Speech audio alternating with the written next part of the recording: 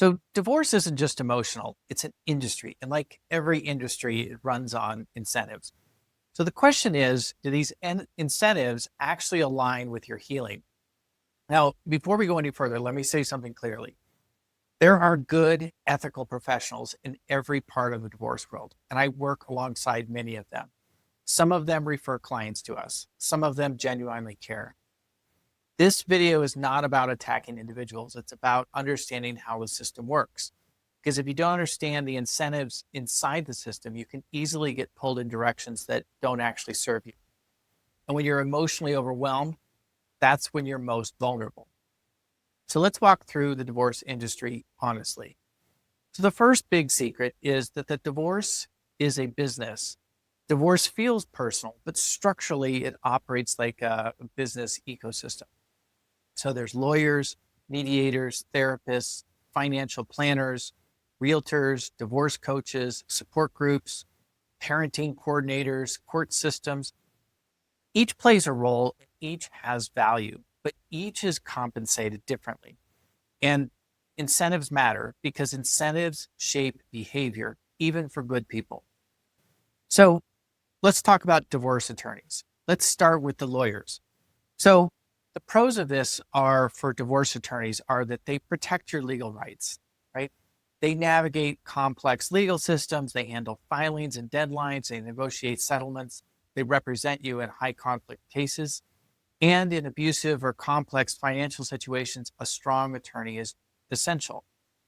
There's a wide range of lawyers of how experienced they are, how much they do of divorce. Some are full-time divorce attorneys, some are not. So it varies quite a bit as to what you get. But fundamentally, the structural problem is this. Most divorce attorneys bill by the hour, right? So that means more emails equals more billing, more court appearances equal more billing, more conflict equals more billing, longer cases equals more billing. Now, if you actually look at the numbers where you file, it varies by state or by county, but typically the cost to file a divorce papers is $400. It's not much, but the average divorce costs $15,000-ish, depending on whether you have kids and various things. But that's just the average per person. You're talking $30,000 to file a $400 document. There's a big gap there in terms of how much it costs for people.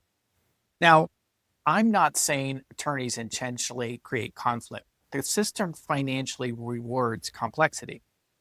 And here's the emotional reality. If you're flooded with anger, fear, or betrayal, you might send reactive emails. You might want to win. You might want justice. Your lawyer's job is to advocate for you legally. They're not trained in emotional regulation. They're trained to win legal arguments. And sometimes winning legally costs you emotionally and financially. I've had lawyers that have told me that they are more than happy to listen to someone complain for an hour and charge $300, $400 an hour. They're like, that's fine. Others are actually say, if somebody is very emotional, I don't have time for that, and I will hand them off to somebody else who can help them. But when you look at the cost of divorces, they literally can be tens of thousands of dollars per person. You have to ask yourself how much of that investment is actually going toward rebuilding, or it's more just towards trying to cover what you might have and save what you have. I did have a guy who came to me and said he hired a lawyer, and the lawyer said, how much do you have? And he said, I have $20,000. That's it, to my name. And the lawyer said, okay, it'll be $5,000 to get this going for you. And so he paid the money, and then a month later, he got another bill for another $5,000. And he said, what's this for? And the lawyer said, I've still got more to do. And he said, what about the other $5,000? He said, that was to get things started. It ended up the lawyer billed him $20,000. He quit at 15 and said, I'm not paying anymore. I haven't gotten anything out of it. There are horror stories out there, and there are also plenty where a lawyer has done a really good job. It varies quite a bit, but lawyers get a bad name, and they're not always the bad guy.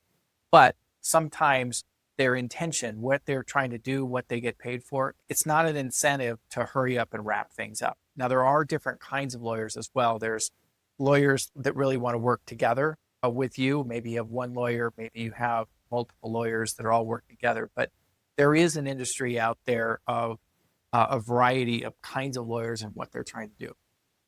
All right.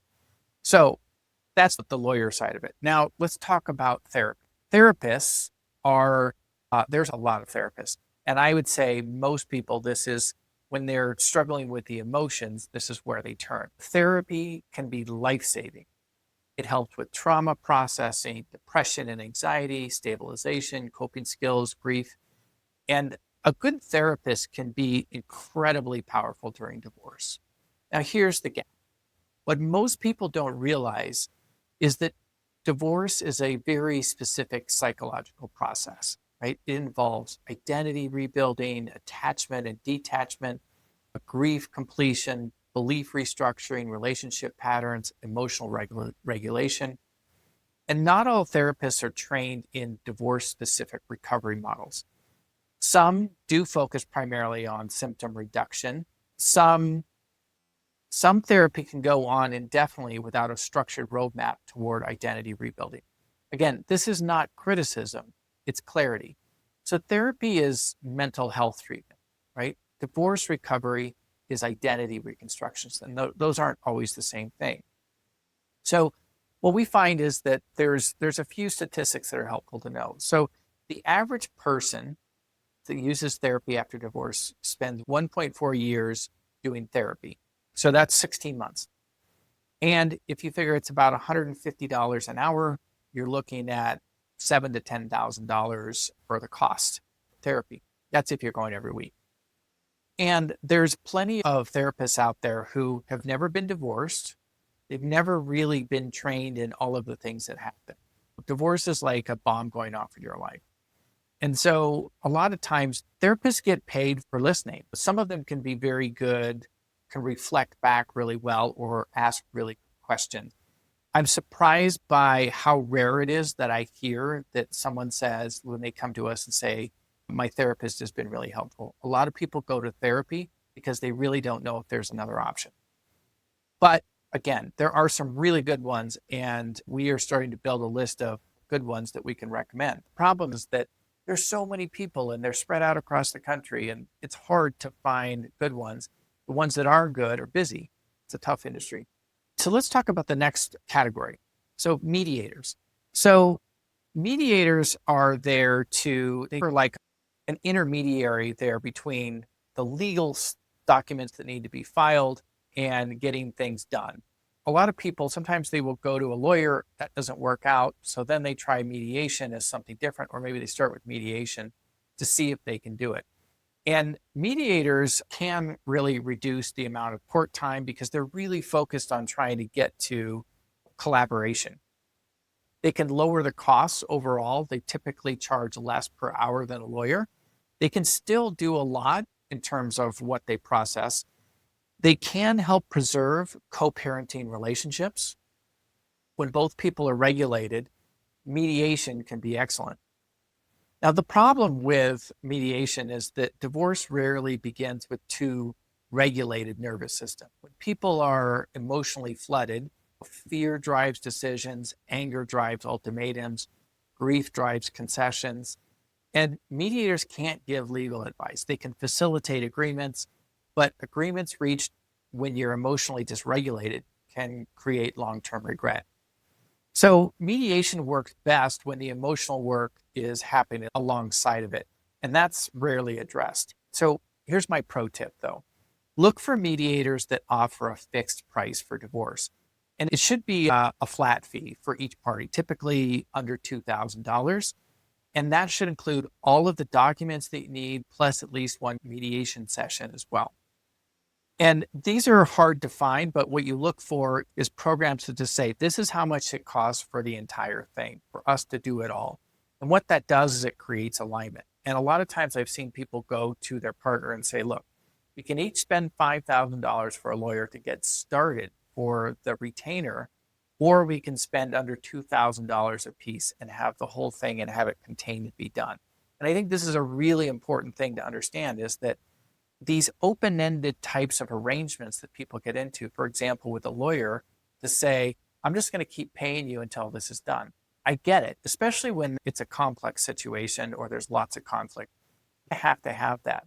At the same time, there are lawyers out there that will do work for just per document. I'll get this thing filed, I'll get that done, I'll do this for you, make sure it's sound. That's another way to do it. But mediation is, there still is an incentive for some mediators to just keep, the more mediation happens, the more they get paid. So that's why I like the fixed price one, because it really gets to, they have an objective of getting this done as quickly as possible. So now let's talk about financial professionals. Financial professionals are people like CDFAs, certified divorce financial analysts, or you're trying to understand the money, just financial planners. But the pros for them is that they can help you clarify your assets, right? They can run projections. They can evaluate retirement implications. They can explain tax consequences. This is really important work. What we find, though, is that people are more likely to need these financial professionals as their self-worth grows, right? There's a lot of money at stake. It's a lot more important to really make sure all the money is out and on the table. So here's the gap, is that numbers don't regulate emotions. So they can drive fear.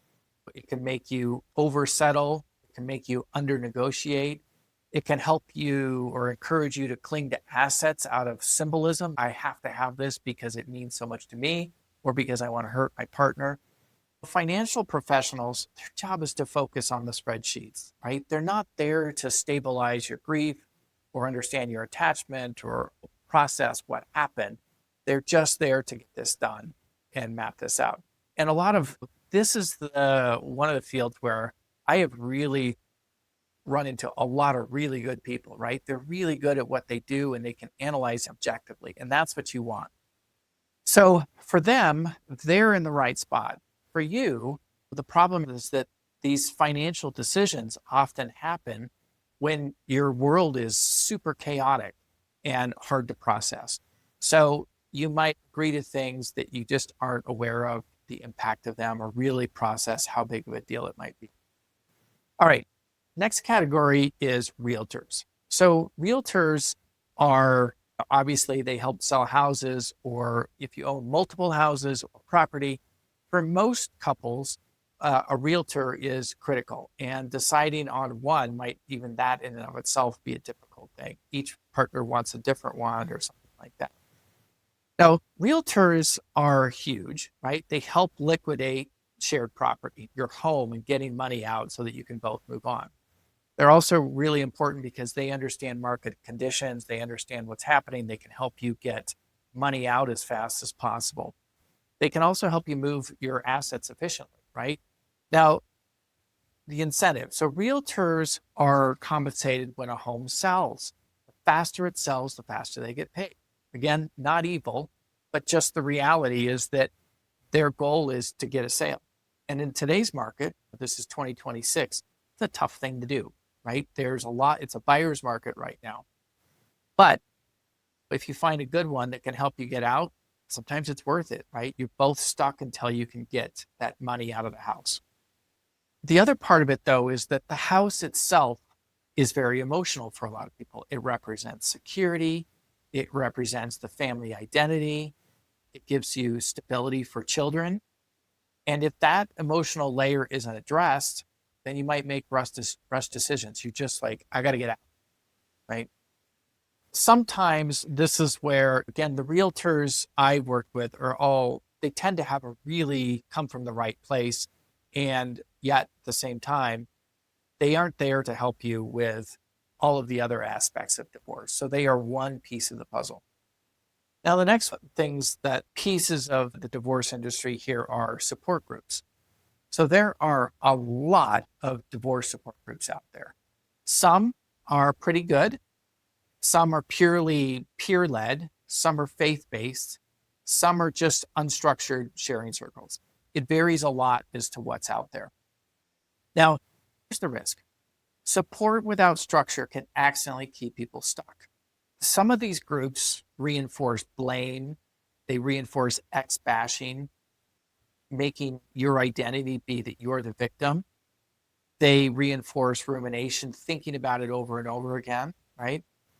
And so a lot of times Divorce is isolating. It pulls people apart. For a lot of times, I hear these really sad stories from people of they really are all alone. And so a support group can feel so nice to be around other people that are struggling. But what happens is that people get into these and they get this community, but there's no real progress. So they sit there and they're stuck and they keep going to this because it feels so good to be around other people and to hear how much other people are suffering. So the community part is always really good, right? It can be really helpful. But a lot of times what we see is that the community can be detrimental if there isn't progress. So the support is really essential. Support without a growth framework can stall your recovery. Now, there's another area that I want to talk about here. This is divorce coaching. So divorce coaching there's lots of different kinds of divorce coaches out there, and it's a growing industry. It's growing fast. And so this is a really interesting because there's a lot of different kinds of divorce coaches out there. And it is also probably one of the most confusing parts of this because divorce coach can mean different things. So there's really three different types of coaches. And this is really important to understand because if you look, you'll find them out there. Okay, so the first one are what I would call logistics coaches, right? These are coaches that identify themselves as your thinking partner, right? They'll help you with task management, communication planning, document organization, co-parenting schedules, just making sure you have all the things you need for court. What they do is they help you stay functional. And they're incredibly useful if you're overwhelmed by all the moving parts. Now, the risk here is that you can look productive while still emotionally struggling. And sometimes the logistical momentum masks deeper instability. So that's the first kind, is those logistical ones. Now, the second kind of divorce coach is a specialist coach. So these coaches bill themselves as, they'll say, I'm bringing down the temperature of the room, right? So they're more for handling situation when there's high conflict dynamics. If the couple is not getting along really well, how do you navigate all of these interactions to try and keep it from blowing up? Because when things blow up, it gets expensive really fast, or kids get affected, or jobs get affected. All of it, things get crazy. Also, these kinds of coaches can help with co-parenting strategy, right? So they can help you with understanding just how do I navigate all of the complexities here. Two people are really emotionally charged. Co-parenting can get really difficult. There's also coaches that focus on dating after divorce. So they want to help you get back out in the world. And the idea is the best way to heal is to move on. And they focus on, if you just get back out there, you'll be okay. Others might just be helpful for things like boundaries. Like, how do I manage all of these things that are happening with my ex, right? So when you have one dominant issue, these kinds of coaches can be powerful. And the key to understand is where the money is and what's going on. Is it worth it?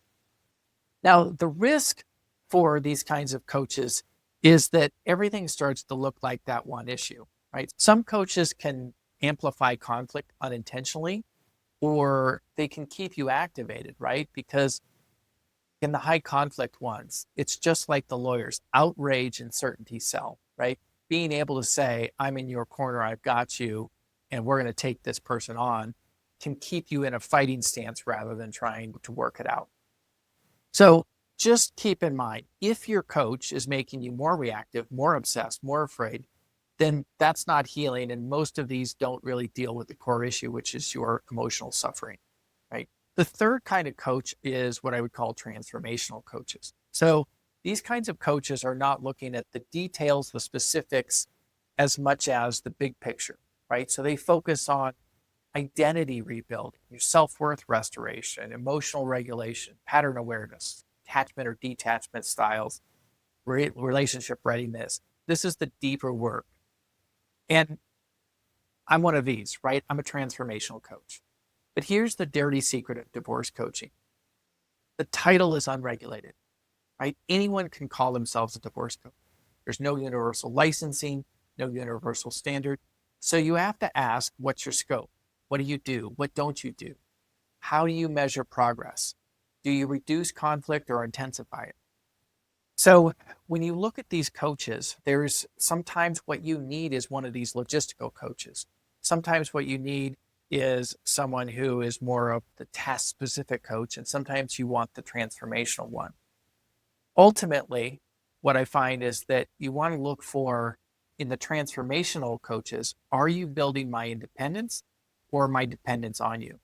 So therapy, for example, is a great example of this, where some therapists don't give you the tools to move on. They only give you the tools you need to stay with them. Every time it's like a drip to keeping you come back, right? Some coaches will just give you the one thing that you need and then to keep you coming back, right?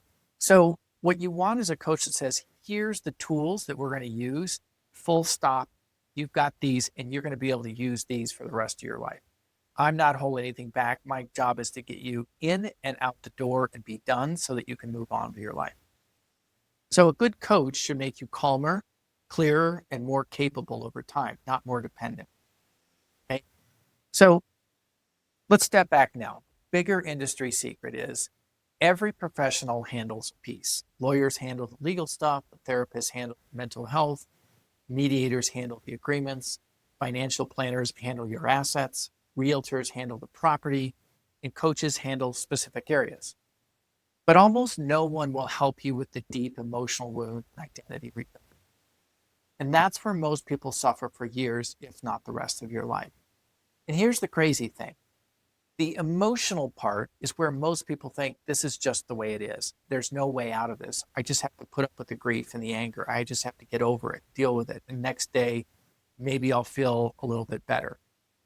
The reality is that if you can deal with that, literally every single area gets cheaper. You are able to focus better, you're able to move on in life. And it is the single easiest lever that changes every single aspect of the divorce process, right? Because divorce is not just paperwork. It's an emotional rupture, an identity collapse, a shock to your system. There is deep loss, anger, shame, and more profound emotions.